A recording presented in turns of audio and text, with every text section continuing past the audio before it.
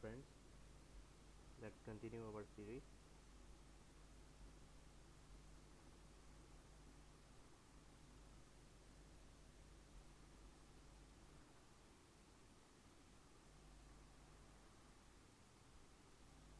So for the lecture number 18, we have Java method overriding.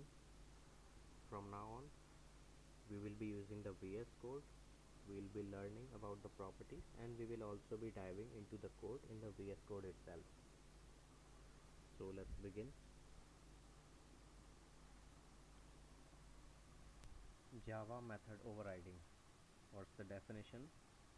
Method overriding occurs when a subclass provides a specific implementation of a method already defined in its superclass.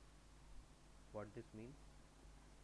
This means that method overriding happens in Java when a subclass or a child class provides a very specific implementation of a method that is previously defined in its parent class or its superclass. Alright. Same method signature. The method in the subclass must have the same name, return type, and parameters as the method in the superclass. So as I already informed you, the method in the subclass or the child class must have a same name, return type, and parameters as in the superclass or the parent class. Requires inheritance. Overriding only applies in a parent-child class relationship. What this means? This says that method overriding is only possible when you have a parent class and a child class, and also this is the property of inheritance as we previously discussed. Override annotation.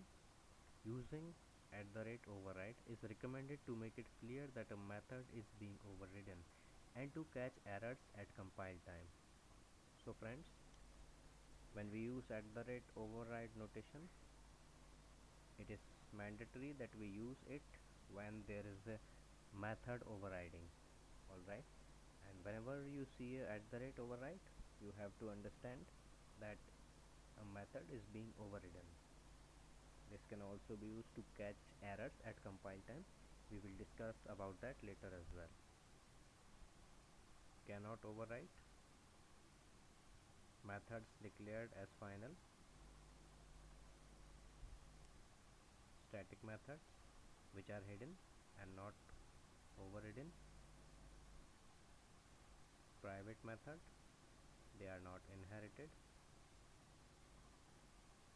The constructor, we have access modifier rules. The overriding method must not have a more restrictive access level than the overridden method. For now, you just read it. We will know more about it in the later stage of our course. It can have a less restrictive, more accessible modifier. Runtime polymorphism. Method overriding enables dynamic method dispatch, allowing the JVM or the Java virtual machine to determine which method to execute at a runtime.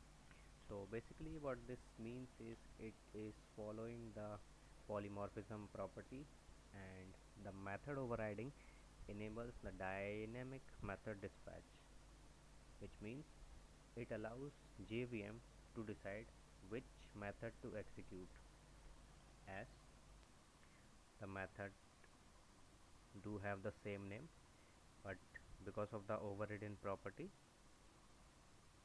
the JVM gets to choose the method which is to be executed at a runtime. Calling superclass method. The superclass method can be called from the subclass using super.method name. Covariant return types. The overriding method can return a subtype of the return type declared in the superclass. Then we have the parent class, and now we will be going into the code to understand a little bit better. So first of all, we have a class. The name of the class is animal, and then we have a function void sound. It is a function in the animal class. In this function there is an action which is system.out.println some animal sound. So this function will print a statement which says some animal sound. And then we have a child class which is class cat extends animal, which means we have a new class called cat. This class extends animal, which is our original class, and while extending, it is using the inheritance property to call off the properties of animal into the properties of cat without having to write or define the entire function once again, without having to write it. This class overrides. Okay, so we can see with the override annotation that method overriding has been done. Then we have a function void sound and an action system.out.println. It says meow. And then we have public class first.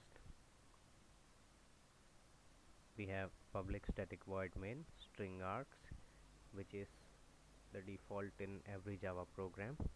And then here is the interesting part. We have animal a equals new animal. We have a class animal. We have a reference to it which is called a, and it's a new animal. It points to a new animal. Alright, the reference. What it does, a dot sound, which means our reference is making a sound. Alright, we have some sound functions here, and it outputs some animal sound. Alright, it outputs some animal sound. Okay, why does it output this? This output this because when you define uh, when you define the class animal with the reference a, it is supposed to be going to the class animal to take the reference of the sound, and it prints some animal sound. Alright, then you have cat c. You have a object, you have a class cat, the name of the class cat. For that you have a reference called c that points to a new cat.